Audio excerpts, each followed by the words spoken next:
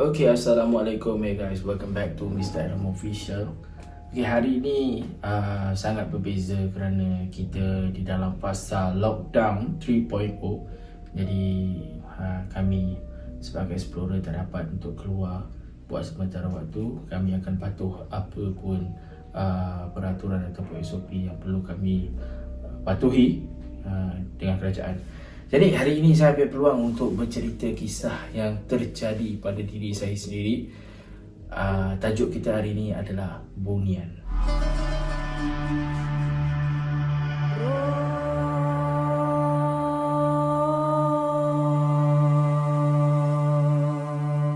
Apakah itu bunian? Bunian bukanlah daripada bangsa manusia keturunan Nabi Adam alaihissalam yang boleh dipanggilkan orang. Bunian adalah makhluk ciptaan Allah SWT, mirip seperti dalam legenda Eropah, lebih tepat lagi seperti yang digambarkan oleh J.R.R. Tolkien di dalam hasil karya beliau Lord of the Ring dan The Hobbit. Manusia menggelarkan alam bunian sebagai kayangan. Ia terletak di antara langit, bumi dan dikenali sebagai alam zara. Alam zara tiada cahaya matahari dan mempunyai kelembapan yang tinggi. Namun begitu ia disinari cahaya bunian ini sendiri. Di sana seperti ada satu perkampungan yang tak dapat kita lihat menggunakan mata kasar kita. Apa yang saya nak kongsikan ini adalah salah satu tempat yang sangat-sangat famous dengan penemuan yang sangat-sangat ajaib. So kenapa saya kaitkan bunian dalam cerita saya hari ini adalah kerana ia terjadi pada diri saya. Ini adalah salah satu tempat yang pernah dikatakan oleh orang-orang kampung dahulu kala ianya adalah lautan dalam dan akhirnya menjadi surut dan sekarang ada perkampungan manusia dan juga bunian di sana. Mari saksikan.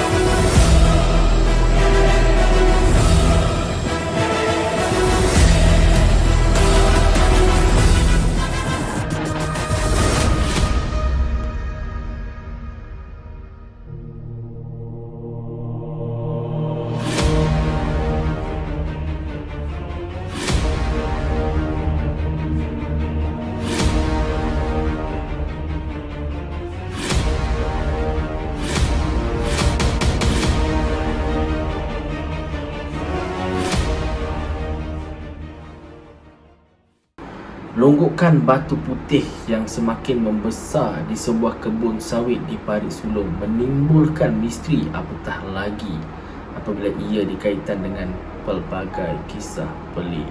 Kisahnya dikatakan bermula daripada seketul batu putih kecil di pinggir jalan yang seakan hidup membesar dengan adanya antara lebih 2 meter serta menjala ke tengah kebun. Batu putih, itulah namanya. Okay, Assalamualaikum. Hari ini kita sampai ke warisan sejarah Kampung Batu Putih, dekat dengan Batu Putih. tarik sulung So ni yang dikatakan batu. So, kawasan ni dipanggil Batu Putih.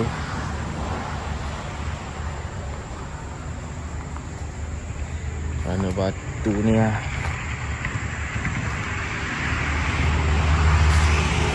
So selalunya batu ni ada dekat dalam laut je. Diorang katakan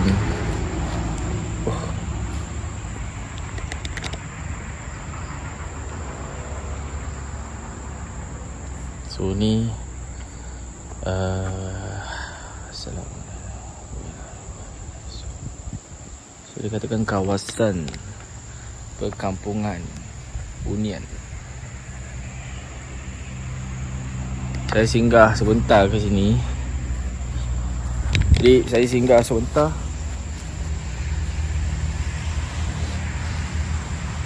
untuk merasai sedikit suasana berada di Batu Putih ni. Dia bersebelahan dengan jalan raya. Jadi ada sedikit bunyi bising tak apa. Ada setengah orang kata kawasan ni adalah kawasan laut pada satu ketika dahulu. Wallahu alam.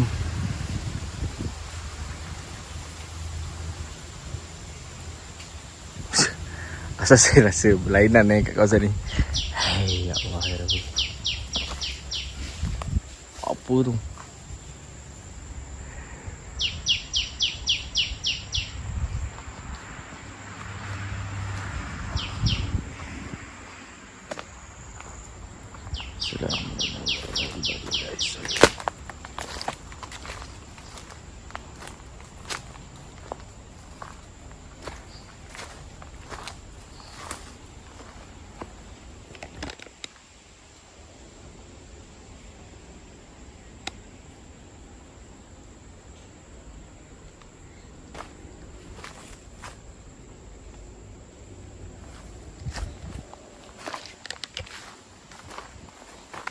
Ish.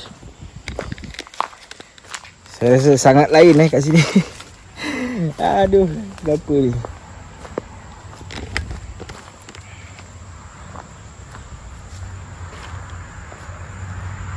Dia berada betul-betul di kawasan kelapa sawit. Batu-batu ni agak unik.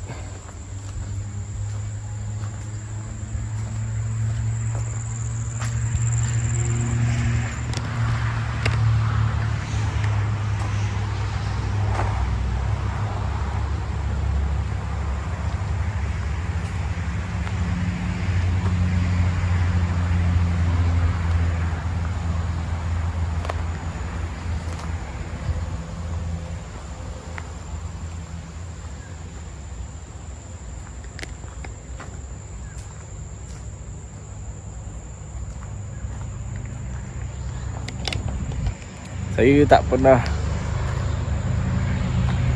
rasa something sangat-sangat kat satu kawasan ni pada waktu siang macam ni. Itulah lainan sedikit lah kawasan ni.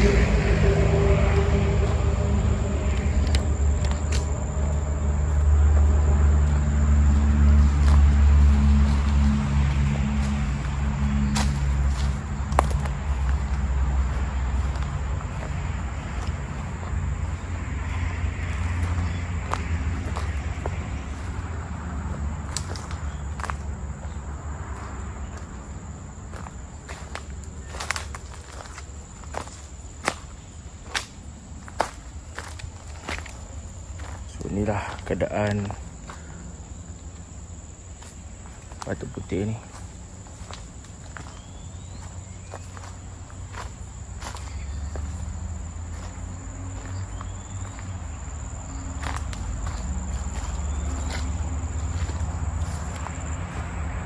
Banyak dikatakan dulunya tak adalah sebanyak ni batu ni. Tapi ada yang mengatakan batu ni bukannya apa Dia muncul kerana tanah ini semakin lama semakin menurun.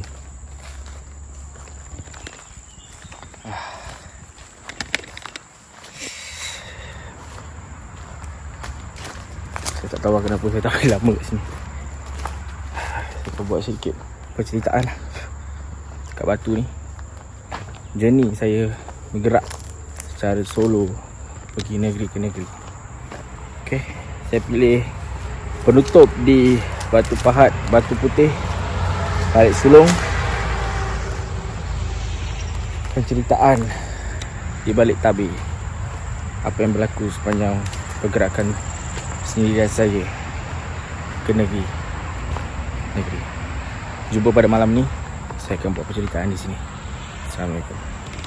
Permulaan saya explore di Batu Siang, dan saya katakan saya akan kembali. Tapi apa yang peliknya sekali, apabila saya kembali pada jam 1:30 pagi macam tu, saya kembali di warisan sejarah Batu Putih, Kampung Batu Putih.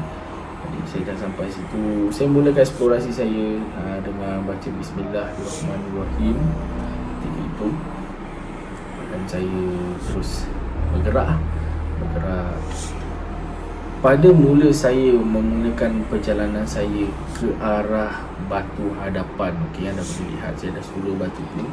Kat situ ada satu benda yang jadi pada saya, yang sangat-sangat membuatkan saya takkan lupakan kejadian ini. Ia terjadi pada saya. Okey, pengalaman yang terjadi kepada setiap manusia tak dapat kita menafikan kerana ianya terjadi kepada individu itu sendiri. Jadi apa yang saya nak kongsikan adalah benda yang terjadi pada saya ketika saya berada di Batu Putih. Okay?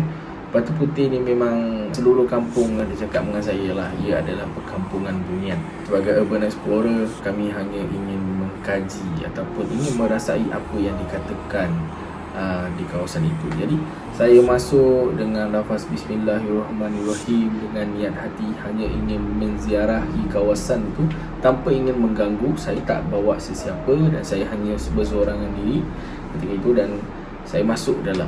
Bila saya masuk ke dalam, saya mengangkat kamera saya ketika itu. Saya angkat lampu suluh saya. Saya tengah suluh batu tersebut. Saya sampai je dekat situ ada satu batu besar. Saya sampai je saya suluh.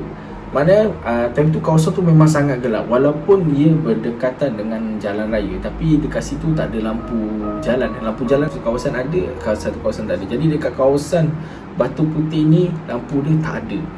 Jadi saya suluh, saya angkat, buka je torchlight. Time tu memang saya sangat terkejut lah bila lampu suluh saya. Okay, ni ibarat lampu suluh lampu suluh saya seperti bengkok macam ni. Seperti bengkok macam ni. Maknanya saya tengah suluh ni, dia tak tegak tau. Selalunya lampu suluh bila kita suluh dia akan terus tegak je. Dia akan pancarkan macam tu. Tapi ni dia seolah-olah melalui satu lorong dan dia terus belok ke sana. Jadi pada ketika itu saya macam rasa Allahu Akbar. Saya dah cakap Allahu Akbar dalam hati. Saya selawat, saya baca ayat kursi semua. Dan saya istighfar. Saya tengok lillahi ta'ala. Bila saya angkat mata saya tengok kawasan itu, automatically time tu memang sangat-sangat gelap. Dan demi Allah, atas nama Allah SWT, ketika itu dalam tangan saya tak ada handphone, tak ada torchlight. Tak ada torchlight dan juga tak ada handphone. Demi Allah saya cakap ketika itu. Dan saya memang, apa yang saya nampak di sekeliling itu cuma kegelapan dan bunyi seperti daun berayun. Kita angin kuat dalam daun berayun. Dan itu memang saya rasa macam sangat-sangat pelik. Ketika itu saya baru saja belum saya melepasi apa-apa jalan Maknanya saya baru sampai ke arah batu hadapan je, saya dah kena macam tu. Jadi saya ambil keputusan untuk duduk. Saya cuba duduk, saya raba. Sampaikan demi Allah, saya cakap tangan saya sendiri saya tak nampak ketika itu. Tangan saya yang putih ni pun saya tak nampak. Saya tak nampak mata. Saya tak tahu kenapa dan apa. Cuma saya ada terdengar satu perkataan Arab yang kurang jelas pada saya. Dan apa yang saya boleh katakan ketika itu seperti Izhab Izhab maksudnya dalam bahasa Melayu, kalau saya silap betulkan dia adalah pergi. Izhab adalah pergi, maksudnya pergi. Sebab tu macam ada satu perkataan izhab. So saya dengar izhab. Saya teruskan membaca ayat kursi, saya baca 3 kul semua untuk tenangkan diri saya semua kan. Sebab saya dah memang totally tak nampak keadaan surrounding saya. Saya memang tak nampak kiri dan kanan saya. Lillahi ta'ala, pokok-pokok kelapa sawit tu semua dah tak ada di hadapan saya ketika itu. Telinga saya cuma mendengarkan izhab, dan sebelah kiri saya, bila saya berdiri dekat satu tempat tu dia bunyi dia izhab, dengar dekat sebelah sini, tapi alunan tu datang dari sebelah kanan. So dia datang daripada bunyi tu daripada sebelah kiri, tapi bunyi dentuman tu daripada sebelah kanan. Jadi dekat situ seperti kita berada di dalam satu kawasan yang sangat kecil. Saya berada dalam satu kawasan yang sangat kecil. Jadi demi Allah, itu adalah satu pengalaman yang pada diri saya adalah pertama kali saya hilang arah untuk keluar daripada satu kawasan. Maknanya saya baru saja masuk, memang totally saya hilang arah. Saya dah tak tahu mana depan, mana belakang. Saya cuma dekat satu blind spot, seperti dalam satu tempurung yang saya tak boleh keluar. Izhab, pergi. Bahasa Melayunya pergi.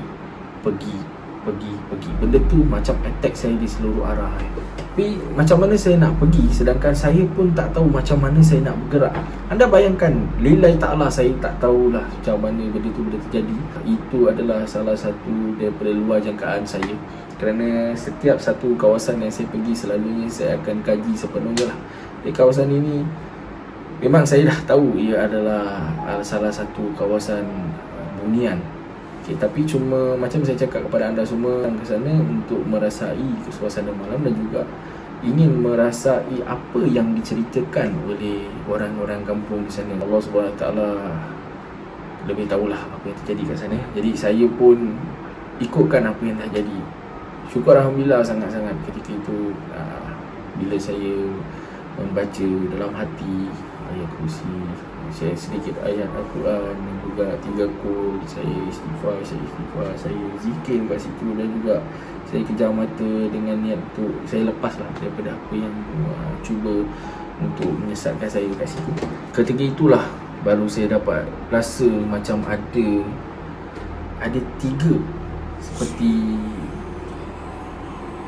tu macam kita rasa macam ada orang, tapi 3.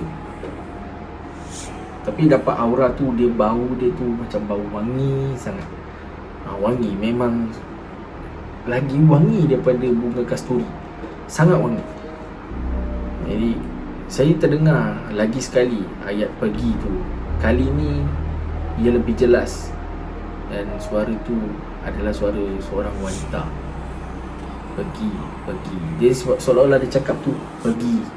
Maksudnya dia macam pergi, jangan dekat sini, bahaya. Macam tu tau, dia macam nak cakap dengan saya, pergi, jangan dekat sini, bahaya. Sebab kita kena tahu jin dia boleh menyerupai bunian. Bunian ni dia sama macam manusia.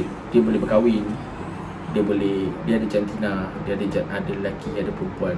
Dia boleh berkahwin, dia ada keluarga. Jadi apa yang ada dekat sekeliling saya ni macam perempuan. Dan bila saya mencarilah mana arah ni. Yang saya cakap, saya bukannya nak merosakkan tempat ni ke apa. Sebab diorang ni, yang penghuni dekat sini, dia tak tahu kita nak buat video ke, kita nak buat apa ke, penceritaan ke, dia tak tahu. Dia cuma tahu ibarat orang luar datang ke kampung kita, buat macam nak buat rosakkan kawasan kita lah. Itu saja yang dia ingat. Tapi bila dia tahu apa yang kita nak, kita tenangkan hati kita. Sebab niat kita tahu apa niat kita. Kita nak buat benda tu, buat benda baik. Bukan kita datang sana, kita cuma nak mengotorkan kawasan tu, kita nak buat tak membor ke apa. Tidak. Kita cuma nak membawakan audience kita untuk tengok juga apa yang kita rasa kat sana. Lepas tu saya terangkan dalam hati, saya cakap ini adalah pertama kali yang saya hilangkan di satu kawasan. Ya Allah, sampai telefon saya, apa yang ada dalam tangan saya, jam saya sendiri dah tak ada. Okay, sebelum kejadian tu berlaku, saya dah tengok jam saya. Time tu jam saya tak silap saya ada dalam video ni, saya dapat rakam. Lepas blank, everything is gone. Video saya korap, semua tak ada apa yang saya rakam. Dan bila saya sampai situ, saya sekali kenang pun saya rasa macam sabar. Sebab ialah kita ingat, saya rasa macam Allah Akbar, apa nak jadi kan. Saya takut saya tak boleh balik lagi ke apa. Sebab kita dah tahu, kita dah pernah lihat sahabat-sahabat kita yang hilang di dalam hutan semua kan. Jadi ini adalah salah satu pengalaman yang sangat berbeza yang terjadi pada saya lah. Okay, setelah saya dapat mencapai satu saya terasa seperti batu. Okay, batu yang apa yang diorang ceritakan yang 150 tahun lalu diorang jumpa satu batu yang pada mula-mula sekali diorang jumpa. So batu tu yang saya ada terpegang. Jadi bila saya terpegang tu, saya ada bau kasturi tu sangat kuat lagi, yang lebih wangi daripada kasturi rasanya. Dan time itulah memang sah lah, apa yang saya dengar tu adalah suara perempuan. Dan saya nampak ada 3 gadis bercahaya saja. Lillahi ta'ala bercahaya saja. Mereka cuma ada nampak satu cahaya macam seolah satu lampu tapi kita nampak lah serba putih. Ada macam, cuma dia macam pakai telekung ke apa, wallahualam, saya tak pasti benda tu. Sebab time tu memang sangat gelap, cuma kita nampak satu cahaya dan torchlight tu tembak kat mata kita. Macam tu kita nampak suara 3. Jadi mereka macam seolah berpusing. Setelah saya istighfar, saya cakap, saya minta maaf kalau saya mengganggu kawasan ini, tapi niat hati saya cuma ingin merasai apa yang ada dekat sini. Itu saja, saya tak nak mengganggu. Tapi kalau tidak dibenarkan, saya mohon untuk undur diri. Saya cakap kalau diberi izin untuk saya undur diri, sebab saya juga adalah umat Islam dan juga Nabi Muhammad SAW adalah Nabi saya dan Allah SWT adalah Tuhan saya. Itu saja yang saya mampu cakap kepada mereka. Dan saya mohon untuk keluarlah, sebab saya tidak mengganggu apa-apa ataupun tidak mengambil apa-apa yang berada di sini. Kalau tidak diizinkan, berilah peluang untuk saya keluar dari sini. Lepas itu saya seperti dengar satu hentakan yang kuat dari arah belakang saya. Bila saya toleh, time tu saya toleh, bila saya toleh, gerakkan saya tu, saya toleh balik. Dalam tangan saya ada, inilah saya cerita ni pun yang meremang sebab ini berlaku pada diri saya. Itu adalah pengalaman saya yang terjadi Lepas tu saya toleh balik, saya pegang tangan saya ada tripod dan juga torchlight. Dan time tu saya suluh, saya time tu jam pukul 4 macam tu. So saya dekat satu kawasan yang nowhere. Tadi saya masuk di arah depan di tangki air, dan kali ni bila saya keluar tu, saya berada di belakang satu kampung di belakang.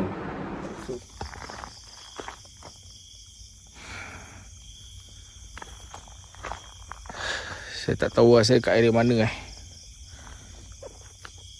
So sekarang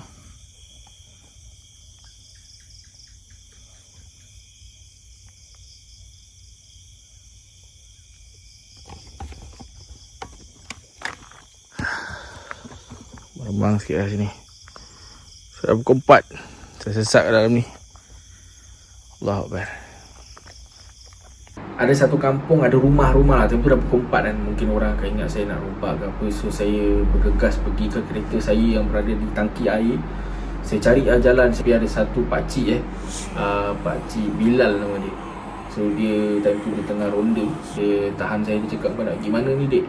Dia cakap, saya ni sebenarnya daripada Batu Putih dan saya dah sampai ke sini. Lepas tu dia cakap, tak apa, kau naik dulu. Lepas tu dia naik.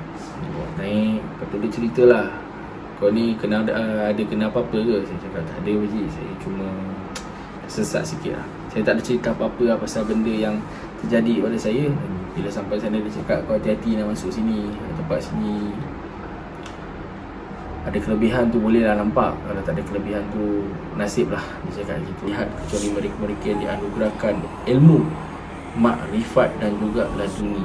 Orang yang dianugerahkan saja yang mampu melihat lah. Tapi saya bukan cakap saya dianugerahkan kenapa, cuma saya adalah salah satu orang yang masuk di satu masa yang mungkin salah masa macam tu kan. Mungkin ia adalah secara spontan berlaku itu. Itulah apa yang terjadi pada saya di Batu Putih. Okay, nantikan untuk second episode, untuk part 2. Dan ribuan terima kasih kepada anda semua yang telah beli merchandise Mr. Adam Official Kroni MRA punya t-shirt. So video ini untuk anda. Kongsian kepada anda adalah salah satu perkongsian cerita yang terjadi pada saya, yang juga pengalaman-pengalaman orang kampung. Orang kampung pun ada juga yang dah masuk kat situ. Setelah saya balik tu, saya terus solat subuh dekat satu masjid dekat sana. Dekat situ pun ada orang berkongsi cerita pada saya jugalah. Mereka pun ada orang kampung yang terjadi kat sana yang masuk tiba-tiba nampak macam ada bandar. Lepas tu orang sampai ke belah belakang, dia nampak macam memang satu bandar yang besar. Jadi saya tak dapatlah melihat bandar ke apa, cuma saya berada di satu kawasan yang sangat gelap dan juga saya dengar orang menyuruh saya pergi dari situ. Mungkin mereka tidak benarkan saya masuk. Mereka ada upacara ke apa kat sana. Sebab pakcik yang hantar saya tu cakap kadang-kadang kat sini diorang ada buat kenduri kendara, takut time tu kau masuk tu diorang tengah buat kenduri dan mereka ada kat sana lah. Wallahu a'lam bisawab. Hanya Allah SWT yang tahu. Biar Allah tu mengerti apa yang terjadi. Jadi saya sebagai manusia biasa berkongsi cerita pada anda semua. Okey, terima kasih kepada anda. Jumpa di part 2. Assalamualaikum.